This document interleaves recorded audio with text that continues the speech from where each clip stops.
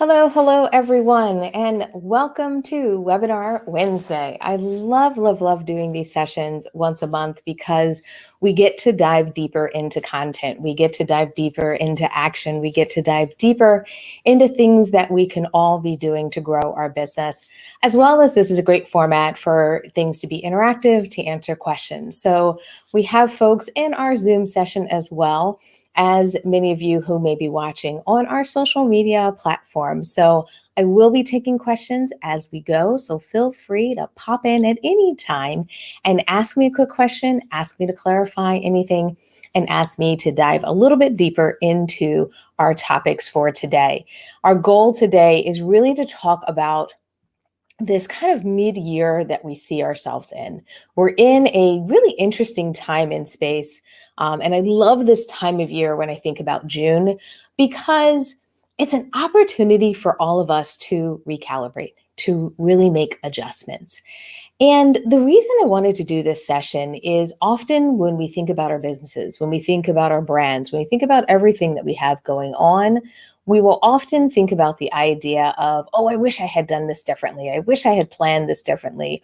Or sometimes we get a little bit put too much pressure on ourselves and we really feel like, oh, I didn't get enough done. And oh, I wish I had done this. And what I want to do in today's session is maybe encourage you to look at things a little bit differently, to maybe use this time in June as a way to celebrate what you have accomplished, but also use it as a time to kind of look at what you've done and build on those accomplishments, so that we're not just looking at a blank sheet of paper like you would traditionally do when you're planning in January. We're planning out the whole year and we're kind of brainstorming, dreaming, thinking of everything that we could do and would like to do. What I like to do in June is do my planning a little bit differently, is really make sure that I'm grounding myself in what I've done this year and seeing, can I get more out of it, accomplish more out of it, and lean into that success, as well as spend some time looking at, what did I plan for the year? Where am I on target? Any adjustments that I want to make? So we're going to talk about that process. We're going to talk about how I like to do this. And we're going to talk about maybe some things that you can do as you're moving forward in your business this year. All right, now, welcome. There may be a few of you that this is the first time you've been on one of my webinars. So first, I want to say thank you and welcome.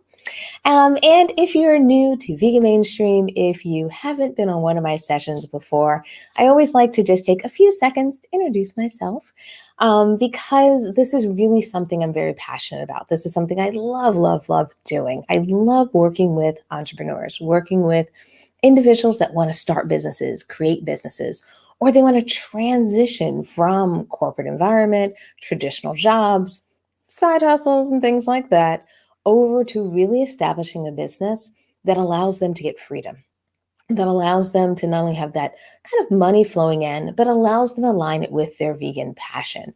As a vegan myself, I'm very passionate about being able to bring those desires, careers, and passions all together, whether it's in a business, whether it's in a project, whether it's even through freelance work. And what I hope to do in a lot of these sessions is really help you with running your business well, setting up a structure well, tackling some of these things as far as the marketing, and also making some of this process a little bit easier, a little bit lighter, and not be maybe as stressful as it can get to at times. All right. So when we're thinking about this recalibration, when we're thinking about changing the year, adjusting, what do we want the rest of the year to look like? What I want you to do is always start with a focus on, where have you made progress? What have you done? Instead of looking at your goals, instead of looking at that wish list that you had, I want you to sit down and say, what have my wins been so far this year? What have my wins been really since January? What have I done? What have I accomplished? And I want you to spend some time here, because I think what can happen often in our businesses is that we think too much about what we haven't done as opposed to flipping it the other way. So what I thought I would do in today's slide and in today's presentation is maybe share with you some of the wins that we've had, some of the things that we've been able to accomplish, and how I've been using this year as truly an opportunity, and also maybe even an opportunity during this webinar or my preparation for this webinar to rethink about and make sure I appreciate what has happened this year. Now, for some of you out there who are listening live, or maybe you're in our Zoom session, or even if you're watching this as a replay, what I'd love for you to do is participate with me in this webinar and maybe jump into the comments and type in there something you have accomplished this year. Now, when I walk through this slide, I like to come up with at least 6 things that a business has accomplished for the year. The reason I like 6, it's just a little bit of a magical number because I'm thinking about 6 months. If I had a win each month, what would that win be? Does it have to be 6? Does it have to be 5? Does it have to be 7? It can be any of those numbers in between. But if you're going to do this for yourself, and I highly recommend you do this as well, is I would set a goal of writing down at least 6 things that you've won at this year. And the reason I like to focus on the wins instead of what your goals were in January when you first started this exercise is because sometimes we set goals and then other things pop up, other things happen. And when other things happen and you do really good work, you accomplish something great, what I don't want you to do is say, well, I didn't accomplish my goal. And yes, we have to address what happened. Why didn't we accomplish that goal? But we have to make sure that before we do that analysis, before we put that pressure on you, we spend time understanding what you did spend time on and how successful that was. So if you're in my Zoom session, please, please, please jump into the chat. If you're watching us live on social media, what I'd like for you to do is write down a win. Share with me, share with the community, share with others something you've accomplished this year, because I want to make it real for you. I want you to feel it. And when I say something you accomplished, I call it a win. It's not about how big it is. It's not about the size of it. It's not about how we want to judge it. The idea is if you believe this is something that moved your business forward, that moved you personally forward, I want you to put it down. Because when I give you some of the examples here, like we did a big thing. We relaunched our whole website. It's got all of our content in one place. We got all of our information in one place. That's a big, big project. It was a lot of work. And I have an amazing, amazing person that we worked with that made it just an amazing experience and a really amazing final product. But there's some other wins on here that can feel kind of small to people. They can feel like, okay, well, you created a content calendar. What do you mean, Stephanie, you didn't have a content calendar? But for us, and even for me personally, one of my biggest challenges is getting ahead. I get so busy and bogged down, and as more and more requests come, as more and more opportunities come my way, as we get more and more clients, it makes me busier and busier. And therefore, it makes it hard for me to have a rhythm in our business. It makes it hard for me to make sure that my team's getting the content and information they need. So one of the things that was a win, and really for me personally has been a win, is spending a good amount of time this year thinking about all my webinars for the entire year and literally writing them out. My editor has actually edited all of them. We've put them on our website. They're published. And now everyone knows what all of our webinars are for the year. Now, is that something that took me hours and hours and hours and hours and hours to complete? No, it was a pretty tight project. But it was one of those projects that I kept kind of pushing to the side. It was one of those projects where I kept saying, I'll get to it, I'll get to it. And what I found is by me taking the time and space to work on something that was important to me, and ultimately what I believe allows me to better service our community, because now people know what the webinars are that are coming up. We could actually ultimately publish a calendar now to let people know when our live webinars are, when our live classes are, when our live sessions are, when our podcasts are planned. I can do all of that in advance. So it allows people to know what we have going on. And because I've set the plan for the rest of the year, what happens is I can shift my focus from creating content, building content, like that tactical of getting it done. Now I can go back to more strategic mode and say, how do I take something that we already do, something that I have that rhythm around, something that is kind of a standard in our business, and how can I make it better? how can I improve it? How can I make what is our standard even stronger, more impactful? And what I find is when you get the work done, then you can really make what you do better and make your work even more impactful. And to me, that's such a building block win that that's something I want to celebrate and something I also want to continue to accomplish because there's still a little bit of work to do there. All right. Perfect. Someone had shared that they're working on their business plans and reorganizing things. Love it, love it, love it, Patricia. And I'm glad you said that because organization sometimes not everyone thinks about putting that in their goals. Not everyone thinks about even putting that into a win. But truly spending the time to get organized can reduce rework. It can actually reduce the amount of time you spend on tasks because you're not looking for documents, looking for files, trying to find things. And also, the more organized you are, the more you can really plan and get ahead. So I'm really, really happy that you shared that with us. And I really, really love being able to celebrate that. So Patricia, I'm giving you a clap here, not too loud because I have a mic right in front of me, but I'm really, really happy to hear that you've been making some great progress, especially now that your daughter's back in school. So thank you so much for sharing. So I want to just mention one other thing. The other reason I like to write my wins so far is I like to say, where did I win? But what's next to do? Because sometimes when we're doing our wins, we almost feel like they have to be 100% complete. They have to be like so done that we don't touch it anymore, that I can't celebrate in the interim. I can't celebrate what I have been able to accomplish so far. And today I want to remind you that it's so important to celebrate what you have done. So even if you've gotten maybe only halfway through the work, even if there's a few items that are left in this project or in these things that you've done, there's still wins. That 50% advance, like the example here, where I've been going through an exercise where I'm trying to reduce our cost, reduce the number of platforms we use, and also make it easier for our customers and my team. So one thing I've been doing is looking at all the different tools and software that we're using, and I've been consolidating, moving to different platforms, and learning new tools, which has been a lot of work, and putting these tools in place. But my goal is to kind of put a freeze on all of our tools, all of the software. So for the next 24 months, we can use these platforms and truly get focused on leveraging these platforms to give a better experience than always rolling out and changing and so forth. But I'm only 50% of the way there. However, my goal is to have the rest done by August.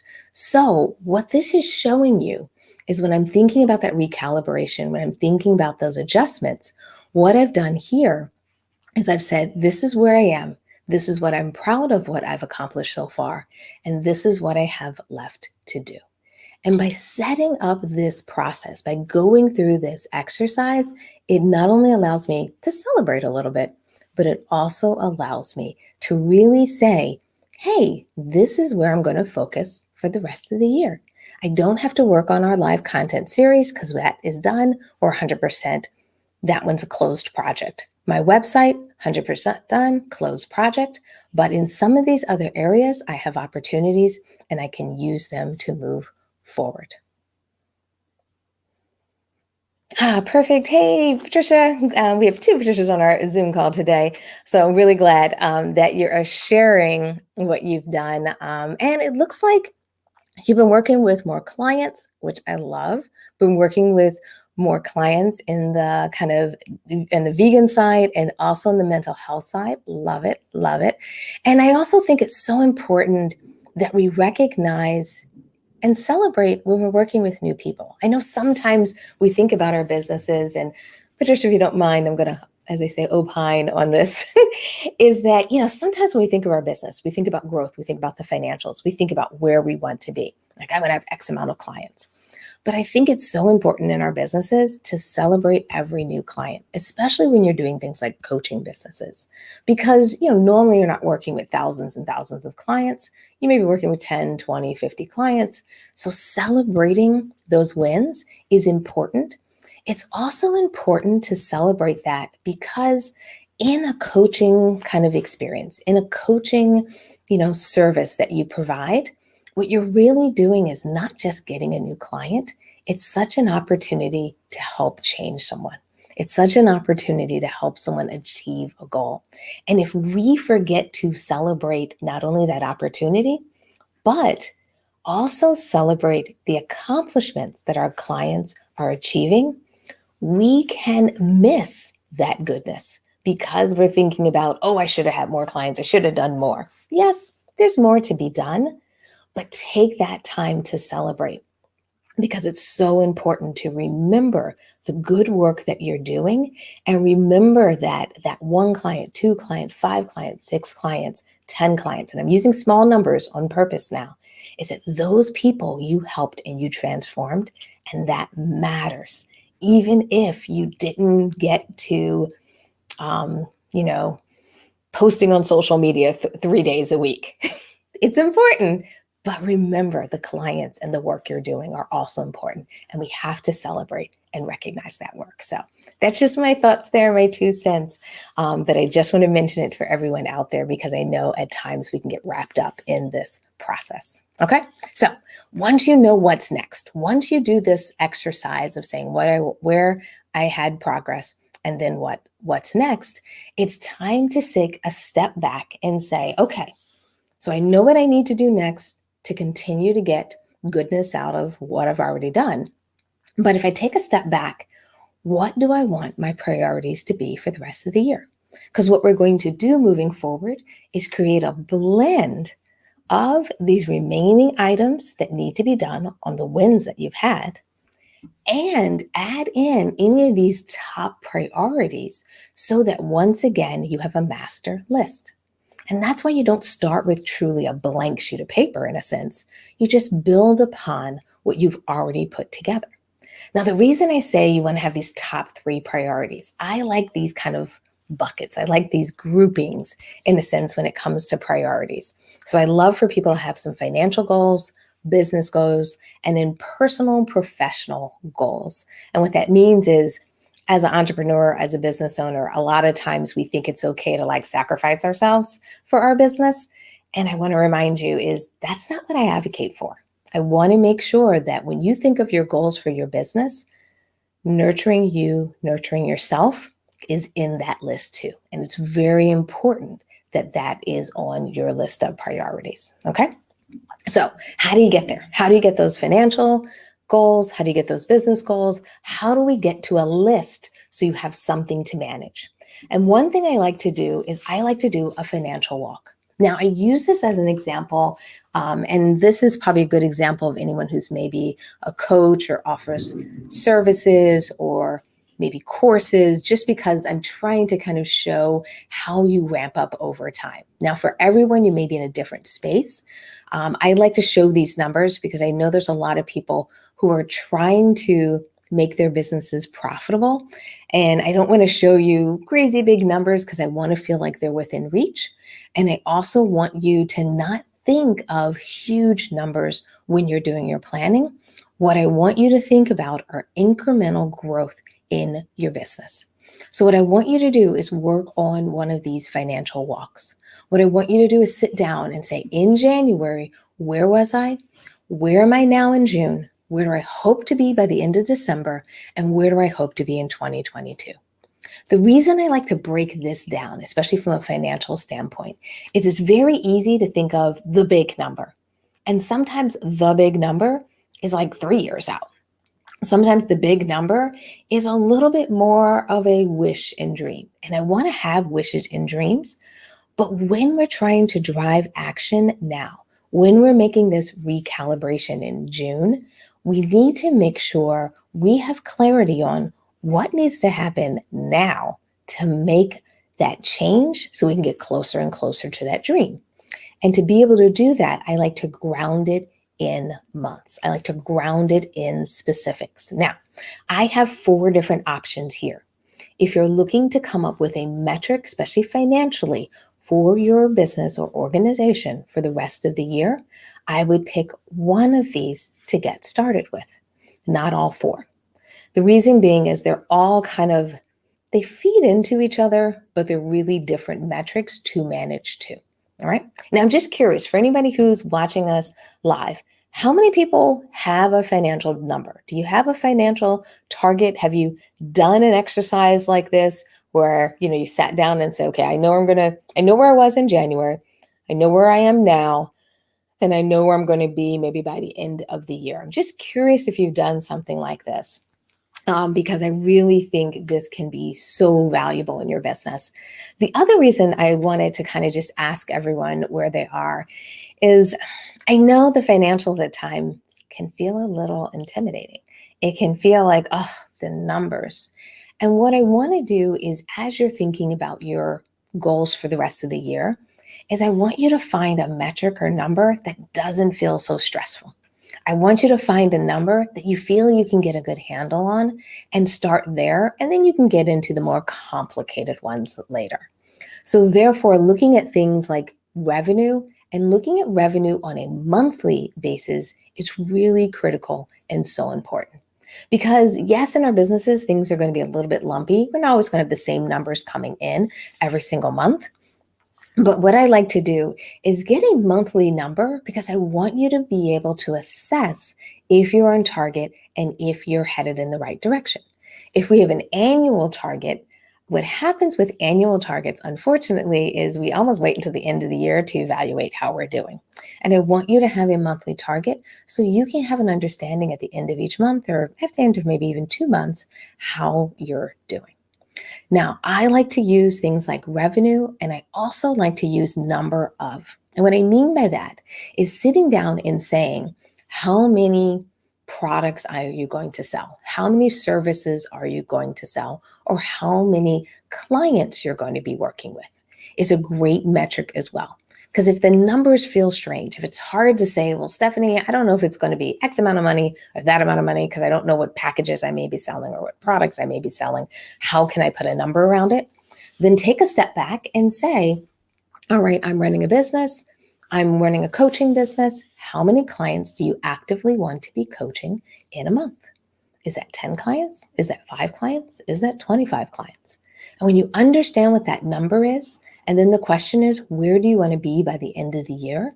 You can put a plan in place to help you get to those bigger numbers. Now, in this example, I have you going from 10 to 25 to 45. This is just an example. In some cases, for some of you, it may be just 5, 10, or 15. The number doesn't always have to be huge.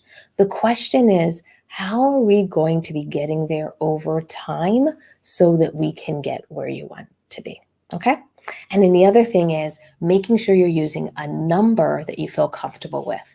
So if you sell online courses, maybe track the number of courses that you sell.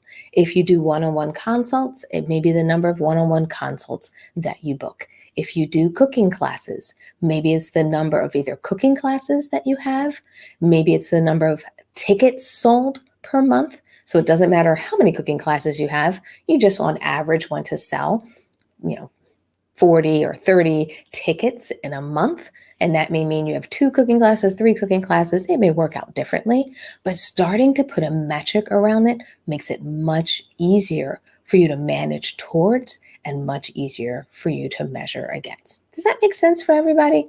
You can give me some head nods or, okay, perfect. And the idea is pick one. It doesn't have to be all of these. Just start with one, because what I want you to do is have a number that you feel comfortable with and a number that you can truly target. All right. Then the next step in the exercise is going back to what were your goals in January. This is just a template I put together when I often share goals with people, when I often recommend building goals. So I'm just using this as a template guide. And I have 2 pages here, so I'm going to show you both of them. I just use different examples in them because, we have so many different people with so many different businesses that we support. So I like to have different goals in here. So at least one of these goals may speak to everyone out there. But the one thing that I want you to do is now at this point, after you've looked at what you've done, what you've accomplished, what's left to do, and you look at the financials, then you go back to the goals that you put in place in January. And what I like to do is just kind of get a judgment of where I am. Which one of the goals have I completed? I may put a green kind of circle next to it. That's why you see that green with the number 1. Which goals are in progress? Might put a yellow in there. That's why you see number 2 and number 3 in yellow. And then you may have a goal that you just haven't started. You haven't started working on yet. So that may be in gray. And the reason I like to do this is just a general progress report. This is just generally allowing you to see where are you on these projects and what have you been able to accomplish. I like to use kind of the traffic light symbol to help me.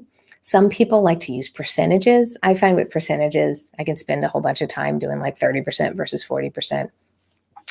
But if you want to use percentages, you could say 25% complete, 50% complete, 75% complete. And then when it gets to 100%, it moves into the green status.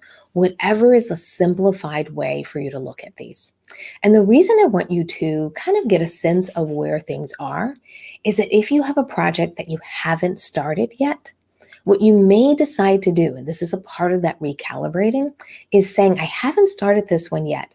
And based on the work I have left to do, in this example, in number 2 and number 3, I'm going to take goal number 4 and move that to 2022, or move that to a different year.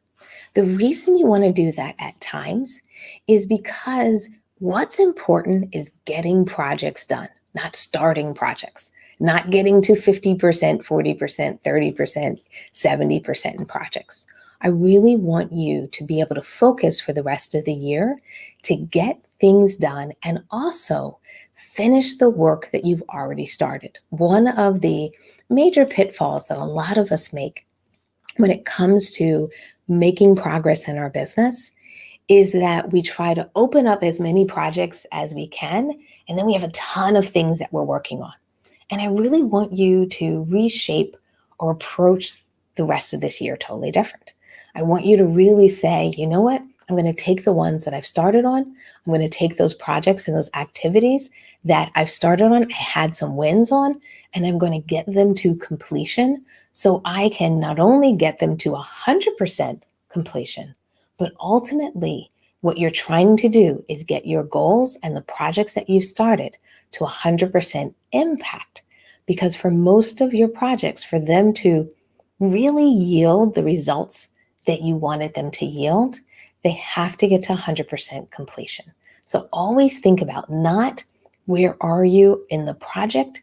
Think about your goals as things that enable you to make that greater impact, community, customers, or maybe even on your business structure, your team, but think of it that way. And that's how I would make some of those changes to your goals. The other thing I like to do with some of my goals is I like to move things around. What happens sometimes is we get caught up in what the original goals were. We get caught up in them and we look at them and we look at this as, I don't know how I'm ever going to get there. I don't know what I'm going to do with these numbers. I don't know if I can get there.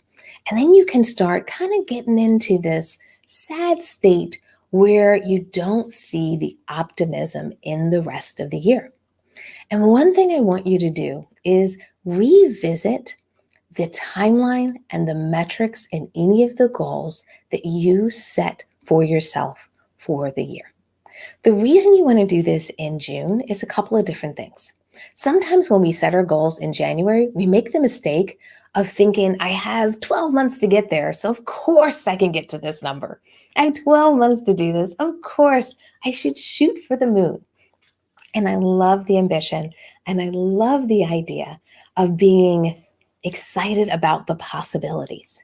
But what I want you to do in June is reground yourself.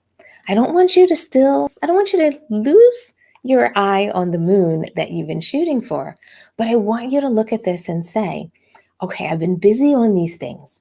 I've learned this year what it takes to get some of these things done. Maybe they take a little bit longer than I anticipated. So because of that, I want to make a change or tweak. I don't want to just throw this goal out. I don't want to abandon this goal. I don't want to be mad at this goal. Instead, I want you to look at it and say, okay, I wanted to get 100 new subscribers per month by May, but maybe instead I need to bring that number down. Because what I find is I need more time. I'm getting used to my email marketing tool. So therefore, maybe you're going to shoot for 50 new subscribers per day and then change that to a September timeline. Okay. So that's another way to make an adjustment and not lose a goal. Now, I know for some people, they're like, all you did is just give yourself more time and make it smaller. What was the point of that? The point of that is making sure that you get used to the idea that adjustments need to be done in your business. That at times we may make estimates, we may make assumptions, we may think we can accomplish this or that. And as a business owner, as a leader in your business, it's important to be strong enough and brave enough to say an adjustment is needed. And because of that adjustment, maybe my earlier number was overly optimistic. Maybe my earlier number didn't make sense because this other amazing opportunity came my way.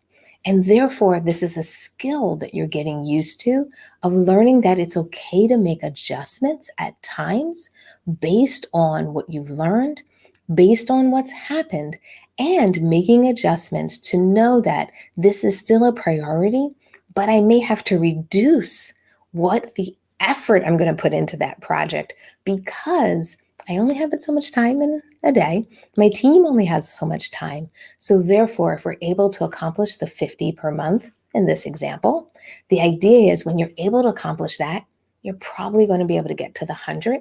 So it's not that the 100 is never within reach again.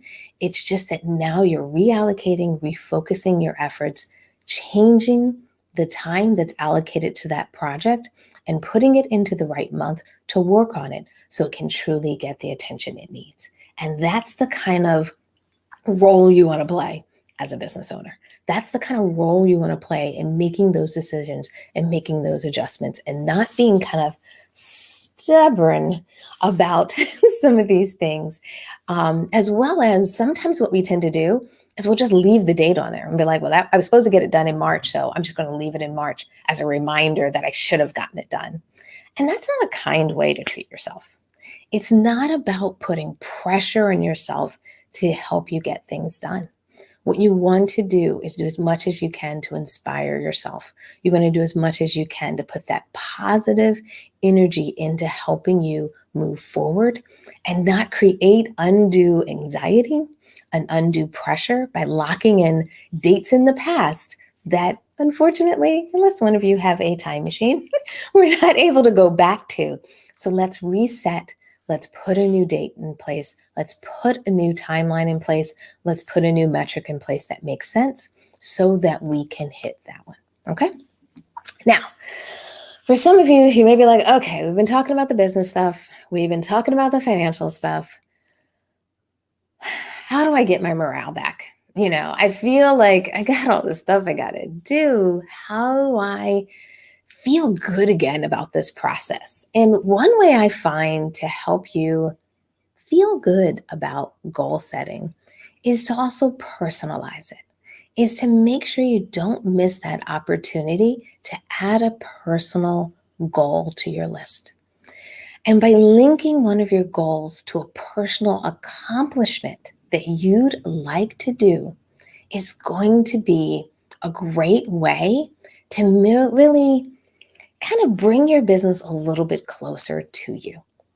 To bring the idea that it's not just about how much you do that makes your business move forward, but also it's about how much you continue to invest in you, and in some cases, maybe even in your team that can help your business move forward. So it's not always about more marketing, more social media, more emails, more websites. It's not always just about that. It's so important to make sure you're pouring into yourself. So therefore, think about something that can help you enhance a skill, something that can help you with your leadership traits.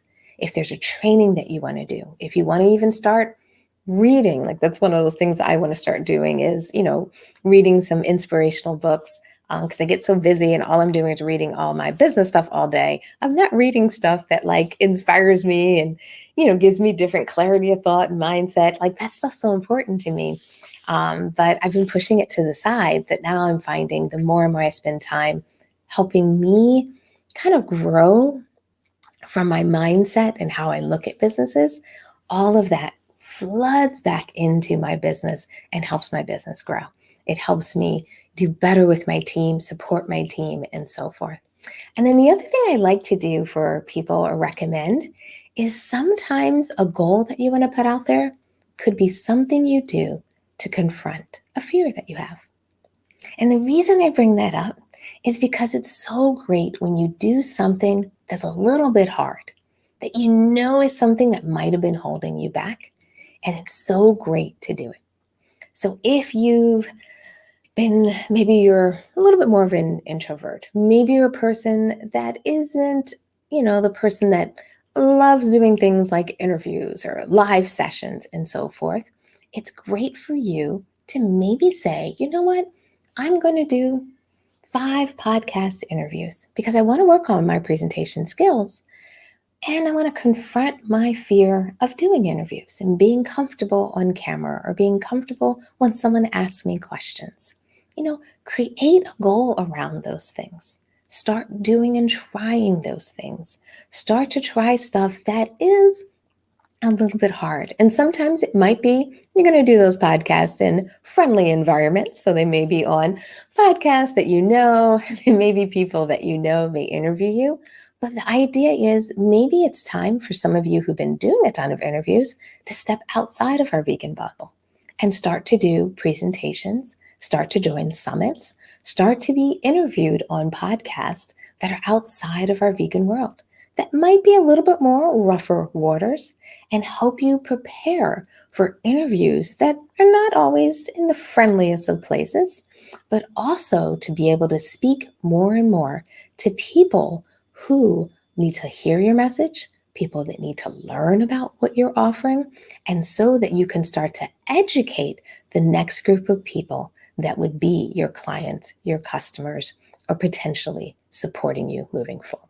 Okay, so what do you guys think? You like that idea of maybe linking a personal goal to a personal kind of accomplishment?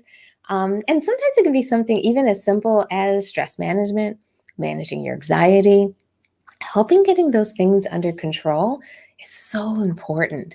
Because if those things kind of bubble up after a while, it can make it really, really hard for us to move forward. I saw a note before I started my session where someone's going to do a event on Clubhouse that talked about like the highly functional entrepreneur with as a highly functional anxiety entrepreneur. I think that's how they phrased it. And the idea is that, when entrepreneurs are kind of always feeling anxiety the whole time, but they're still functional, they're still getting things done. And the idea is, how do we work ourselves away from just being a highly functional entrepreneur with high anxiety? How do we start to bring that down? How do we start to work our way through that? Because it's great that you can function in those levels, but it'd be even better if we can start to bring those things down. Okay? All right. So now we got our goals, right? We got a financial goal. We got a business goal. We got some personal and professional goals. All right. I love to keep these lists tight. I love to keep these lists short. So if you're looking at the rest of the year, you may be just talking about 3 goals, 4 goals, just a couple. Because remember, we're just trying to shape the rest of the year. And what I like to do is, so these goals are not just loose on a random sheet of paper, not just sitting in a notebook. What I like to do is ground them into time. So what I want you to do is I want you to sit down, and what you can do is you can either use 2-month segments. I just did that here because it's a little bit easier to present it. In our business, sometimes I'm doing these month by month, just because I've done this so much that I've gotten used to this process. But if you're first starting out, what I would highly recommend is doing 2 months at a time, and literally saying, oh, my June has a little typo in there. So that's supposed to be July, August, September, November, and November, December. And what I like to do here is have kind of 3 segments here of what am I going to do in a 60-day cycle? What is my focus? What's my focus financially? An example here, we're working on a lot of our subscription services. We've had a few technical glitches, which have so frustrated me, but we are overcoming them, fixing them, resolving some of those things. And it's a big challenge for us. But the idea is that we want to have all of that sorted out. From a focus standpoint, we're doing a lot more online courses and membership and creating repeatable promotions and making that whole process a little bit easier and supporting people through that. And therefore, from that, what we're trying to do is kind of create a steady process of bringing people into our community. And that's how I start to take what I have left in the year. What were my original goals? What are some of the goals I'm going to carry forward? And how I start to align them is to sit down and create a chart like this. And by doing this, which shouldn't take a lot of time, this could be, maybe a couple hours worth of work. But by doing this, now you have a roadmap once again. Now you can look at the rest of your year and get a sense of where are you focusing and what you're working on. Now, the first two lines are normally going to be my financial focus. They're going to be my business focus. That third line there is normally going to be some of the projects that I'm working on. So I'm just going to scoot back up in the slide to make it a little bit easier. These items here where I had like automation 3 months ahead, looking at locking in my tools by August 2021. Those are items that I'm going to list here in this kind of third block here of the projects. Now, just because of the slide, I only have a little bit of space here. So I'm just showing you where I add a lot of those things. And you'll see some of them in here about migrating my projects. You'll see something around my my content calendars and content creation. I just summarized them for this slide. But what I love to be able to do is say, okay, I took those items and where am I incorporating them into these 60-day periods? How do I add those items here on the page so that I have a sense of where I'm focused and what are those projects? And then finally, what are some of the results of the work I'm doing? And the results can be based from the financial, it can be from the focus, it can be from the projects. But now what I have is I have a one-page document to lead me into the rest of the year. And I have something that's concise, something that, is clear, and it's something that I can refer to. Because I think one of the biggest challenges when you're running a business, one of the biggest challenges when you're recalibrating and making things happen is that it's hard to keep where you need to focus, what's next on your list in front of you when it's pages and pages and pages of a document. So when you have something like this, you could literally print this out and tape it to your desk. You could literally print this out and put it on the wall next to your desk. And therefore, you have a daily reminder now of where you're focused and what you want to make sure you prioritize as you move forward in the year. And I find this is such a great way to make sure that you're grounded, you have clarity, and as we talked about in this webinar initially, that you really feel like you have an understanding of how you're going to finish the year strong. All right. So with that, those are our slides. That's today's presentation. I really love doing these sessions. I'm really excited that we had a chance to get together today. And I really would love to know how you guys use some of these recommendations. So let me know in the comments. Let me know as you're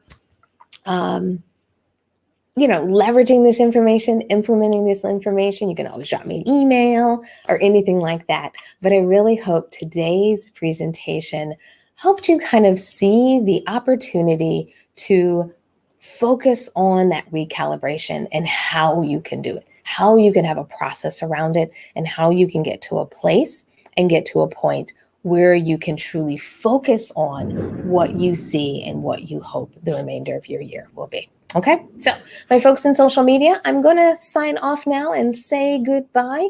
What we're going to do, as I always do in my Zoom session, for anyone that's still there and hanging out, I'm going to come in there. We're going to answer any questions, do any hands-on, discussion that we need to do. So everyone in social media, thanks again for joining us. I really, really appreciate you taking your time out of your day. And I really hope today's session was helpful and impactful. All right. Take care, everyone. Bye.